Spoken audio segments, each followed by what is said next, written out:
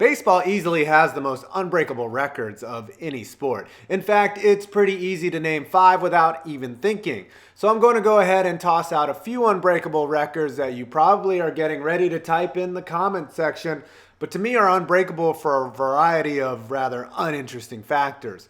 Cy Young won 511 games, unbreakable, and lost 364, unbreakable, we get it. Joltin' Joe hit in 56 straight, we get it. Cal Ripken broke a record nobody thought would ever get broken and played in 2,632 consecutive games. Got it. And the Ryan Express, 5,714 Ks and 7 no-hitters. You know these. But let's get into some unbreakable records that I feel aren't lauded as much and are a tad bit more difficult to break. Though how you can get more unbreakable than unbreakable is up to you to tell me how dumb my logic is. Here we go. 5 unbreakable MLB records. Like saying unbreakable 4 times in a segment. Number 5, Walter Johnson, 113 shutouts. Pitchers are pussies these days. Yep, you heard me. Since a 95-mile-an-hour fastball with movement combined with a devastating breaking ball is apparently the rarest thing on earth, and every pitch thrown needs to be monitored and accounted for by PricewaterhouseCoopers in a database somewhere, pitchers don't throw as many innings as they used to. In fact, they don't even complete games. Get out there, throw 6 solid innings, hand it over to your bullpen, get a few runs, win a Cy Young. And shutouts, those are getting rarer than a decent quarterback in Cleveland. Last year, Clayton Kershaw led the NL with 3 shutouts, and Corey Kluber led the AL with 2. The big train Walter Johnson accumulated his shutout record over 21 seasons, averaging just above 5 shutouts a year, his season high of 11 coming in 1913. The last time a pitcher even notched 6 shutouts? 2011 when Cliff Lee did it. The active leader in shutouts, after 10 years in the bigs, Clayton Kershaw has 15. That's an average of 1.5 per season. In order to beat Johnson's record, Kersh will have to pitch for 63 more years. We'll probably see the Clippers win a playoff series before this record ever gets broken. But don't hold your breath for that. Number 4, most home runs in 2 games. 5, multiple. Whoa. Did I just list an unbreakable record that has been done 32 times and twice by several players and most recently by Mookie Betts last year? Hell yeah, I did, and I will explain why. Hitting home runs is hard, and hitting lots of them on back-to-back days is even harder. In order to break this record, a player has to hit 6 home runs in 2 games. Oh, you say, all right, 3 home runs one game and 3 home runs the next. Well, in over 212,000 games, nobody has ever done it. This record has survived the live ball era, where pitchers would stay out there even though they're getting tattooed like a drunk teenager that just graduated from high school at Beach Week. This record survived the steroid era, where players were injecting themselves with more chemicals than food grown by Monsanto. Yes, it seems very attainable to break this record, but there are many factors involved. Number 1, you have to hit the bombs. And though the record for home runs in 1 game is 4, the fact that you would need to hit 2 the next day is limiting. Surely for the fact if you hit 4 bombs one day and the next day you started out with another, you aren't going to see many fastballs after that. In fact, nowadays you would get your little finger wave and you'd be trotting to first the rest of the afternoon. Aside from not seeing any good pitches or being pitched to, hitting major league homers when people are trying to get you out in bunches is again difficult. This record, though seemingly very easy to break, has stood the test of time and thousands of at-bats and pitches. You'd think, like Americans actually having affordable health care, it would happen eventually. It won't. Number 3, Rickey Henderson, 130 steals in a season. Stolen bases are a key part of baseball strategy, and sometimes they can completely change the complexion of a game or a series. Pretty simple strategy, right? Get on base, turn a cheap hit into a walk or a double or even a triple, score on the next hit or ball in play.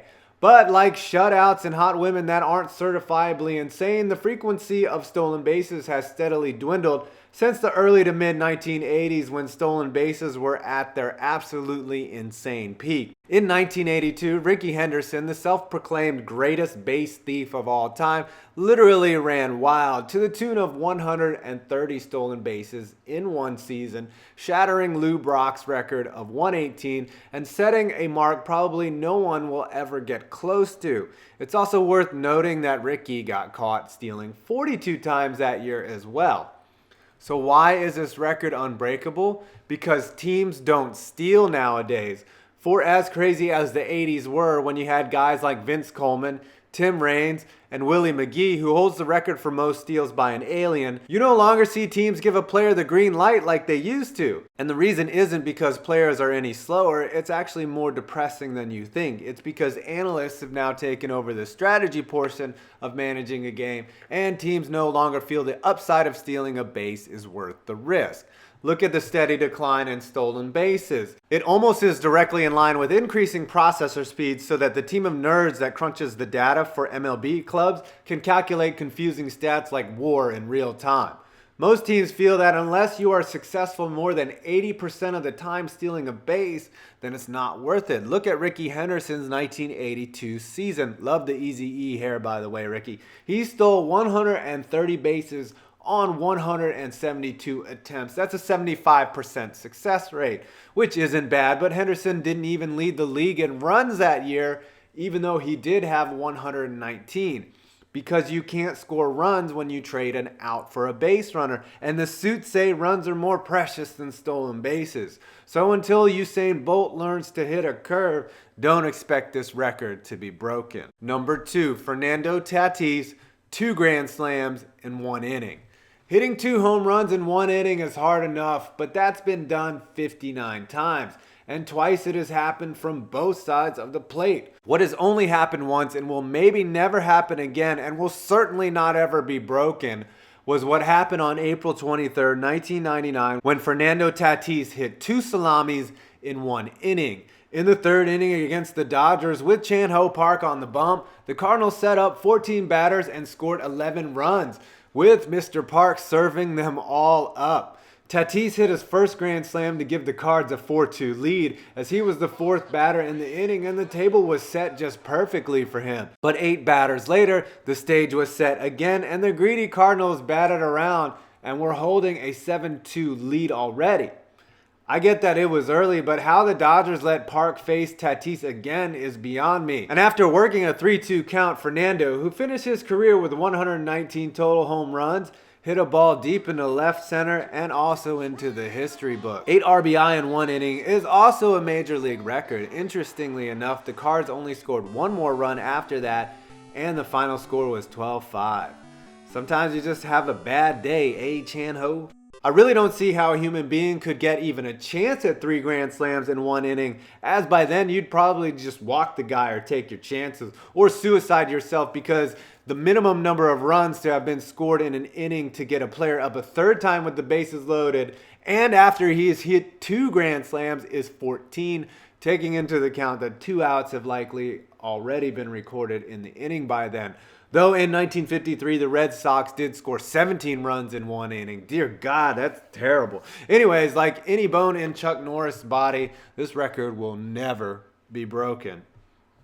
Number 1, Johnny Vander Meer, 2 consecutive no-hitters. The fact that this record even happened is amazing to begin with. You could almost argue the fact that the record of 1 no-hitter in a row is the record for most consecutive no-hitters, if that's like even a thing. But in 1938, rookie Johnny Vander Meer of the Reds did the impossible. First, on June 11th, he tossed a no-no against the Boston Bees, where he did walk 3 batters, but nonetheless completed the very difficult task of pitching a no-no. Then, 4 days later, he went into Brooklyn and despite walking 8 batters and some help from his fielders, pitched his 2nd consecutive no-hitter. Vander Meer would play 13 seasons in the bigs and was by most accounts an average pitcher. Now let's look at how unclose the field has come to breaking the record. The closest is Ewell Blackwell, who in 1949 pitched a no-no and then made it 8 innings the next outing until Eddie Stanky broke it up in the 9th.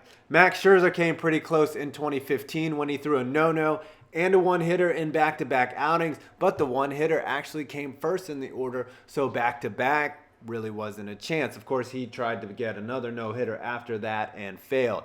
It's also worth noting that nowadays pitchers get pulled even during active no-hit bids. Scherzer's no-hitter in the second outing had him only throwing 97 pitches. Because like I said at the beginning of this video, pitchers are coddled like the snowflakes you see on college campuses these days, and their mean managers are ready to take them off the bump as soon as they reach their allotted pitch count, even if it's during an at-bat or a no-hit bid. So not only do you have to be good, but you have to be efficient. Even though it does seem like there are 1 or 2 no-hitters a year now, but no way anyone ever throws back to back to back, even if pitchers aren't giant pussies like they are now. Agree with my list? Think I left any off? Leave a like or comment below and subscribe if you aren't already. You can also follow me on Twitter at 5pointsvids. I'm 5 Points Gaming, and you made it to the end of this video.